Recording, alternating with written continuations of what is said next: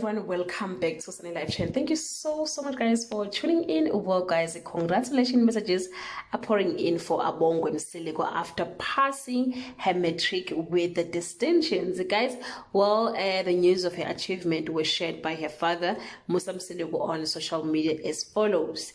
Congratulations Abongwe Lizulka Mama Mseleku for getting 3 distinctions. You have made your mother proud. I am humbled by your commitment. And he shared a picture about Abongwe no Macele kanye naye Mseleku. As you know guys, Abongwe is many people's favorite kuleya family Mseleku because of her personality, nendlela humble ngakhona, the respect she gives to her parents.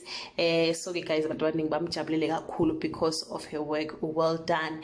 And that note guys, well, we wish her all the best, and to all other matriculants who passed this year, congratulations, welcome to the real world.